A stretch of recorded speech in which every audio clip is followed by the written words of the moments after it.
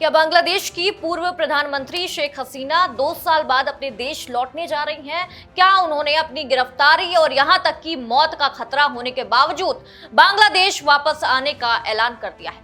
आखिर उन्होंने मौजूदा सरकार और 2024 के आंदोलन को लेकर ऐसा क्या कुछ कहा जिसकी चर्चा पूरे दक्षिण एशिया में हो रही है? आइए आसान भाषा में इस पूरी खबर को समझते हैं।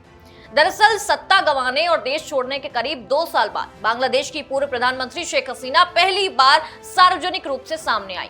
नई दिल्ली से मीडिया के साथ वर्चुअल बातचीत में उन्होंने साफ कर दिया कि वो दिसंबर में बांग्लादेश लौटना चाहती हैं। उन्होंने कहा कि चाहे उन्हें जेल में डाल दिया जाए, उनकी हत्या कर दी जाए, लेकिन वो अपने देश वापस जरूर जाएंगी। शेख हसीना ने कहा कि पिछले 2 वर्षों से वो अपने प्यारे बांग्लादेश को मुश्किलों से गुजरते हुए देख रही हैं। उनके मुताबिक आज का बांग्लादेश वैसा नहीं है जैसा उन्होंने और उनके सहयोगियों ने बनाने का सपना देखा था। उन्होंने 1971 के मुक्त संग्राम का जिक्र करते हुए कहा कि लाखों लोगों के बलिदान से बना देश आज गंभीर संकट का सामना कर रहा। उन्होंने जुलाई और अगस्त 2024 के आंदोलन पर भी अपनी राय रखी। शेख हसीना का यह दावा है कि यह सिर्फ छात्रों का शांतिपूर्ण आंदोलन नहीं था। उनके अनुसार उनकी सरकार ने बातचीत, कानूनी प्रक्रिया और धैर्य के जरिए हालात संभालने की कोशिश की थी, लेकिन कुछ संगठित समूहों ने छात्रों की मांगों को राजनीतिक हथियार में तब्दील कर दिया और स्थिति हिंसक हो गई। अपनी संभावित वापसी को लेकर उन्होंने बेहद भावुक बयान दिया। शेख हसीना ने कहा कि उन्हें हिरासत में लिया जा सकता है, उन पर मुकदमा चलाया जा सकता है, यहां तक कि उनकी जान भी जा सकती है, लेकिन डर की वजह से वो अपने लोगों के प्रति जिम्मेदारी से पीछे नहीं हटेंगी। उन्होंने कहा कि उनका मकसद बांग्लादेश को सिर्फ से सही रास्ते पर लाना है और उन्हें अपने देश की जनता पर पूरा भरोसा है। इस दौरान शेख हसीना अपने परिवार का भी उन्होंने जिक्र किया।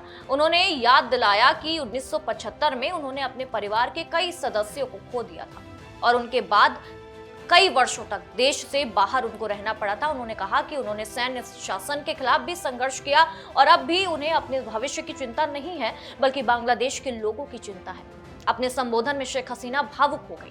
उन्होंने कहा कि उन्हें अपने ही देश से दूर जाने पर मजबूर किया गया है, लेकिन वो कभी अपने लोगों से अलग नहीं हुई।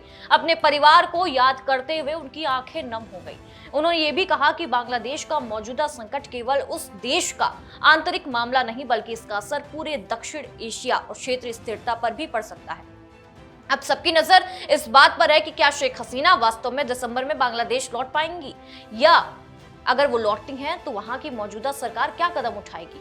क्या उन्हें गिरफ्तार किया जाएगा या फिर वापसी बांग्लादेश की राजनीति में एक नया मोड़ लेकर आएगी? इन सभी सवालों के जवाब आने वाले महीनों में साफ हो जाएंगे। फिलहाल शेख हसीना के इस बयान ने बांग्लादेश की राजनीति में एक बार फिर हलचल मचा दी है और उनकी वापसी को लेकर चर्चाएं भी तेज हो गई हैं।